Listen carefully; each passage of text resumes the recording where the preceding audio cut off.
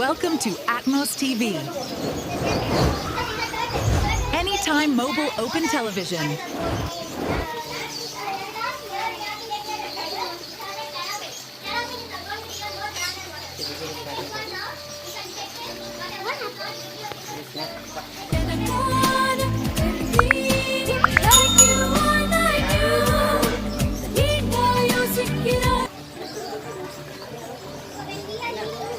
இந்த வீடியோவை எல்லாம் ஷோமி 12 ப்ரோ 4K ரெசல்யூஷனில் நானே ஷூட் பண்ணி எடிட் பண்ணி போட்டிருக்கேன். பார்க்குறவங்க தயவு செஞ்சு எனக்கு கொஞ்சம் சப்போர்ட் பண்ணுங்கள். நீங்கள் யார் நேரில் எல்லாம் வந்து பார்க்க முடியலையோ இதையெல்லாம் படம் பிடிச்சு இந்த மாதிரி இடத்துலலாம் இந்த மாதிரியெல்லாம் இருக்குன்ற ஒரு காரணத்துக்காக தான் நாங்கள் மகிழ்ச்சி அடைஞ்சோம். முடிஞ்சால் நீங்கள் மகிழ்ச்சி அடையணுன்றதுக்காக தான் இந்த மாதிரி ஏரியாவில் இப்போது எல்லா இடத்துலையும் இந்த மாதிரி வச்சுருக்குறாங்கிறதுக்காக தான் என்னுடைய சேனலில் நானும் அப்லோட் செஞ்சுருக்கிறேன். அதனால தான் உங்கள்கிட்ட நீங்கள் எனக்கு சப்போர்ட் பண்ணாதீங்க, என்னுடைய சேனலுக்கு சப்போர்ட் பண்ணிங்களேன்னா எனக்கும் கொஞ்சம் பெருமை இருக்கும். இன்னொன்று என்னதுன்னா, அந்த யூடியூப் அல்காரித்துக்கு இவங்களுடைய ப்ரோக்ராம் நல்லா இருக்குதுன்னு சொல்லிவிட்டு அந்த ப்ரோக்ராமை யூடியூப் அல்காரிதம் அடுத்தவங்களுக்கு கொண்டு போய் சென்ட் பண்ணும். இந்த மாதிரி நீங்கள் கொடுக்குற சப்போர்ட் இருந்தால் எனக்கும் இந்த மாதிரி ஒரு இன்ட்ரெஸ்டான வீடியோவெல்லாம் செய்கிறதுக்கு எனக்கு இன்னும் ஆவல் இருக்குன்ற ஒரு காரணத்துக்காக தான் நான் உங்ககிட்ட சொல்கிறேன். அது உங்களுடைய விருப்பம். சப்ஸ்கிரைபர் செய்வதோ செய்யாததோ உங்களுடைய விருப்பம். நீங்கள் சப்ஸ்கிரைபர் செய்யலைன்னா இந்த வீடியோ நல்லா இல்லைன்னு சொல்லிட்டு என்ன பண்ணுன்னா கொண்டு போய் குப்பை தொட்டியில் அது போட்டுரும். இதுக்கு முன்னாடி என்னுடைய சேனலு 2023 ஸ்டார்ட் பண்ணேன். ஆனால் கூகுளில் 2013 நான் இருக்கேன். எதுக்கு நான் இங்கே சொல்ல வரேன்னா, அப்போவெல்லாம் நான் வீடியோ அப்லோட் பண்ணல, எனக்கு அவ்வளோவா தெரியாது. எடிட்டிங்னா என்னென்னு தெரியாது, வீடியோ ஷூட் பண்ணுறதுனா என்னென்னு தெரியாது. ஆனால் இப்போது அந்த கூகுள் மூலிமா நான் ஒரு நல்ல ஒரு எடிட்டராக காட்டிக்கூட ஒரு நல்ல படம் பிடிச்சு என்னால் முடிஞ்ச அளவுக்கு போடுற அளவுக்கு இந்த கூகுள்கிட்ட இருந்தும் நானும் நிறைய கற்றுக்கினேன். இந்த யூடியூப் அல்காரிதம் மூலமாகவும் நான் ஒரு விஷயத்தையும் தெரிஞ்சுக்கினேன். யார் எப்படி வீடியோ எடிட் பண்ணுறாங்க, யார் எப்படி அப்லோட் பண்ணுறாங்க, யூடியூப்போட பாலிசி என்ன, யூடியூப்போட கம்யூனிட்டி கைட்லைன்ஸ் என்னன்றது ஒன்றையும் நான் என்னால் முடிஞ்ச வழியும் நான் தெரிஞ்சுக்கணும். இதை மற்றவங்கக்கிட்டேயோ யாருக்கிட்டேயோ கேட்டு நான் தெரிஞ்சுக்கல.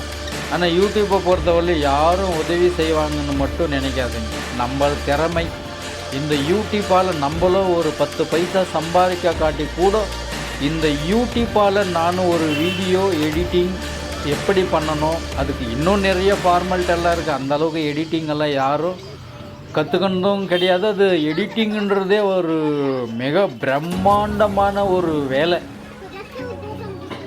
அது பார்க்குறவங்களுக்கு என்னடானா நல்லா இல்லைன்னா, ஆனால் அதை எடிட் செய்யும் போது தான் ஒரு எடிட்டருக்கும் கண்டிப்பாக தெரியும்.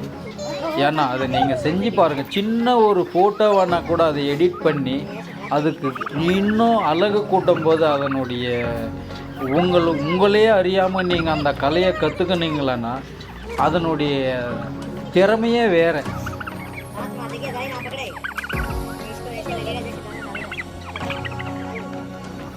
ஏன்னா இருக்கிற 24 மணி நேரத்தில் 365 நாளில் மனுஷன் ஒரு நாளைக்கு 8 மணி நேரம் வேலை செய்கிறான், 8 மணி நேரம் தூங்குறான். இதில் பணப்பிரச்சனை, மனப்பிரச்சனை எல்லாமும் இருக்குது. இதையும் தாண்டி ஒரு வேலை செய்கிறாங்கன்னா அதுக்கு கண்டிப்பாக நீங்கள் கொடுக்குற ஒரு ஆதரவுன்றது அது நல்லதும் கொடுக்கலாம், இல்லை கெட்டதையும் கொடுக்கலாம். கெட்டது கொடுத்தாலையும் நான் இன்னும் கோவப்பட போகிறதில்ல, நல்லதை கொடுத்தாலையும் நான் ஒன்றும் பெருமைப்பட போகிறதில்ல. என்னுடைய வேலை இன்னொரு மனுஷனை கெடுக்க வைக்காமல் இருக்கிற அளவுக்கு தான் என்னுடைய கண்டென்ட் அத்தனையும் இருக்கும். அது நீங்கள் திருப்தி படுறீங்களோ, இந்த உலகத்தில் யாரையும் திருப்திப்படுத்த முடியாது, அது முடியாத காரியம். ஆனால் எனக்கு இந்த வேலை திருப்தியாக இருக்குது. அந்த ஒரு காரணத்துக்காக தான் நான் இந்த யூடியூப்பை விட்டு வெளியே போகக்கூடாதுன்ற ஒரு காரணத்துக்காக தான் என்னென்னா வீடியோ கொஞ்சம் கொஞ்சமாக போடணும். அது பார்க்குறதும் பார்க்காததும் உங்களுடைய விருப்பம். அன்றைய காலகட்டத்தில் வன விலங்குகள் சரணாலயம்ன்றது பெரிய பெரிய சிட்டியில் மட்டும்தான் இருந்தது. ஆனால் இன்றைக்கி பெங்களூரில் ஆல்மோஸ்ட் ஒரே ஒரு இடம் தான் ஃபேமஸாக இருந்தது. நேஷ்னல் பன்னர்கட்டா ஜூனா தான் ரொம்ப பெருமையாக இருந்தது. அதே மாதிரி கர்நாடகாவில் மைசூர் ஜூனா தான் பெருமையாக இருந்தது. அந்தந்த ஸ்டேட்டில் ஒன்று தான் இருந்தது. ஆனால் இன்றைக்கி அப்படி கிடையாது.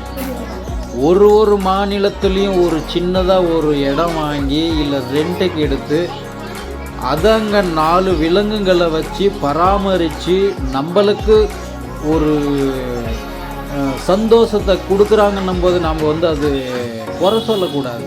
முடிஞ்சால் நம்ம பக்கத்தில் போய் நம்ம இன்னொன்று என்னடான்னா ஒரு சில விலங்குகளெல்லாம் நம்ம பார்க்க முடியாது, கையால் தொட்டு கூட பார்க்க முடியாது.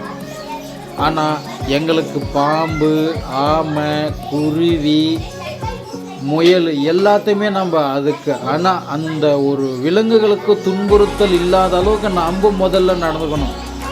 ஏன்னா ஐயோ நம்ம பாம்பு கையில் எடுத்துட்டோன்றதுக்கு தபான் போட்டுறக்கூடாது, அது ஒரு தப்பு. ஏன்னா அந்த அளவுக்கு அவங்க எல்லாம் மெயின்டெனன்ஸ் பண்ணி வைக்கிறாங்க. ஃபஸ்ட் எய்டுன்றது ஒரு விலங்குகளுக்கும் கண்டிப்பாக பண்ணி வைக்கிறாங்க. சப்போஸ் ஏதாச்சும் பண்ணிச்சனாலையும் அது ஆகாத அளவுக்கு அவங்க ட்ரைனிங் கொடுத்து அந்த கைட்லைன்ஸ் நம்மளுக்கு சப்போர்ட்டும் செய்கிறாங்க. இப்படின்னு தான்றது நம்மளுக்கு எக்ஸ்பிளைனும் பண்ணுறாங்க. இந்த விலங்கு இதுக்கு சம்மந்தப்பட்டது, இப்படியெல்லாம் இந்த விலங்கு இருக்குன்றத நம்மளுக்கு ஒன்றையும் நமக்கு எக்ஸ்பிளைன் பண்ணும்போது கண்டிப்பாக அது ஒரு நிம்மதி தான் நம்மளுக்கு. இப்போ பாருங்கள், இந்த பாம்பை எல்லார் கையிலும் கொடுத்து எல்லார் மேலேயும் கொஞ்சம் அன்பு பாசத்தை இந்த பாம்பு இப்படி இருக்குன்றதை எல்லார் கையிலையும் கொடுக்குறாங்க பாருங்கள்.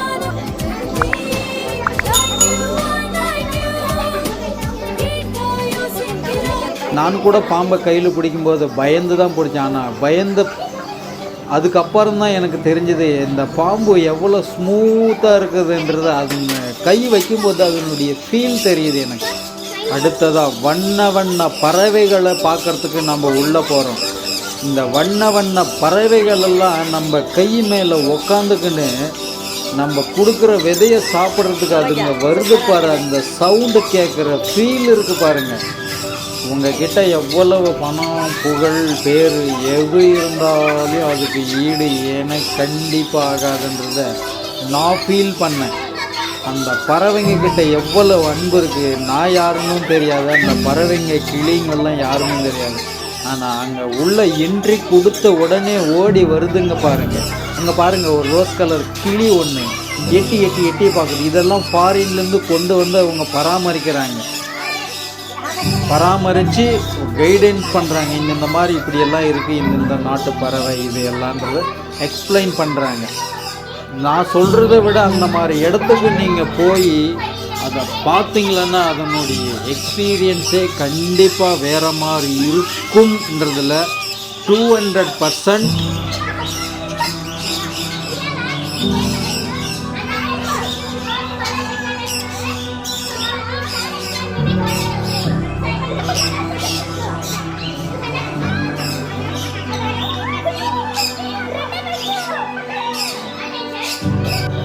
இப்போ பாருங்கள், அங்கேருந்து கையில் அது சாப்பிட்ற தின்பண்டத்தை எடுத்துகிட்டு வரும்போது அந்த தின்பண்டத்தை பார்த்துட்டு அங்கே இருக்கிற கிளிங்கெல்லாம் எவ்வளோ அழகாக அங்கே போய் மேலே உட்காந்துக்குது பாருங்கள். அதே மாதிரி நமக்கு கையில் கொஞ்சம் தின்பண்டத்தை கொடுக்கும்போது அது எவ்வளோ அழகாக நம்மக்கிட்ட ஒட்டுது பார்க்குறீங்களா. ஆனால் மனுஷனுங்கிட்ட இந்த மாதிரி புத்தி இருக்காது. என் மேலே கூட பாரு, ஒரு ஒயிட் கிளி எப்படி உக்காந்து இருக்கு பாருங்கள், கையில் அழகாக உக்காந்து இருக்கு பாருங்கள். இந்த ஃபீலை நீங்கள் அந்த மாதிரி இடத்துக்கு போகனா மட்டும்தான் அனுபவிக்க முடியும், இல்லைன்னா கண்டிப்பாக அனுபவிக்க முடியாது.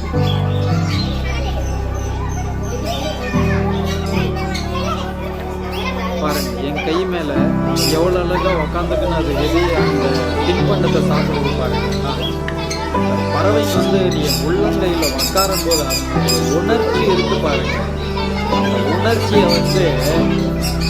மகிழ்ச்சின்னா எவ்வளவோ பணம் இருந்தாலும் அந்த மகிழ்ச்சியை அனுபவிக்கணும்னா இந்த மாதிரி இடத்துக்கு நீங்கள் கண்டிப்பாக போனால் மட்டும்தான் அனுபவிக்க முடியும். ஏன்னா இந்த மாதிரி பறவைகளோட உணர்ச்சியும் சரி, அந்த பறவைங்க என் கை மேலே உள்ளங்கையில் உக்காந்து இருக்கிற காட்சியும் இதை நான் 2வது முறையாக அனுபவிக்கிறேன். முதல் முறையாக ஏலகிரி மலை. அந்த ஏலகிரி மலையில் பண்டோரா பார்க் அந்த இடத்துல நான் இதே உணர்ச்சியை நான் அனுபவித்தேன். அந்த என்ஜாய்ன்றது இன்னும் நிறைய பார்க்குக்கு போனால் கூட எனக்கு அனுபவம். பாம்பு எலி எல்லாம் வாங்கி கையில் என்ஜாய் பண்ணியாச்சு. அடுத்ததாக ரோப் காரில் போகிறதுக்கு பிளான். அங்கே ஒரு சின்ன பையனை ரெடி பண்ணி அனுப்பின்னு இருக்காங்க பாருங்கள். எனக்கு கூட பயமாக தான் இருக்குமோ என்னவோ தெரியல. நானும் போகிறதுக்கு முயற்சி பண்ணுறேன்.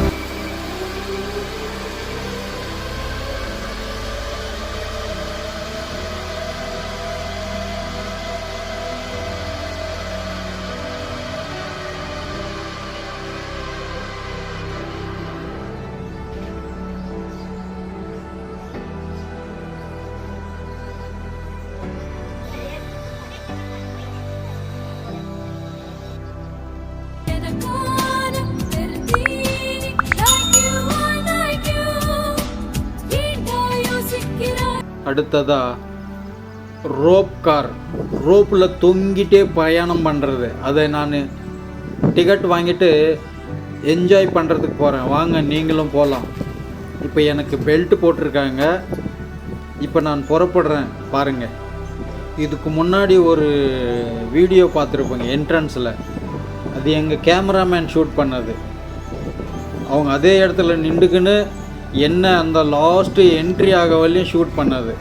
அந்த சவுண்டை கேட்டு பாருங்கள். அந்த ரோப்பில் போகிற சவுண்டு அவ்வளோ அருமையாக இருக்குது.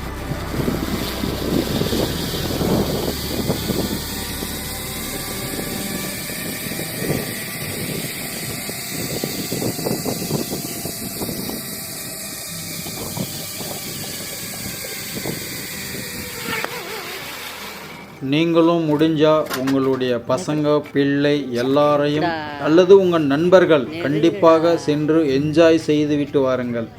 பணத்தை மட்டும் மதிக்காதீர்கள். இந்த மாதிரி விலங்குகளுக்கும் கொஞ்சம் பணம் செலவழித்தால் அதுவும் நன்றாக இருக்கும். அதைவிட நாங்களும் பார்த்த ஒரு சந்தோஷத்தில் இருப்போம். டிஜே ஆக்ஷன் கேமராவில் பதிவு செய்யப்பட்ட காட்சிகளை பதிவிடுகிறேன்.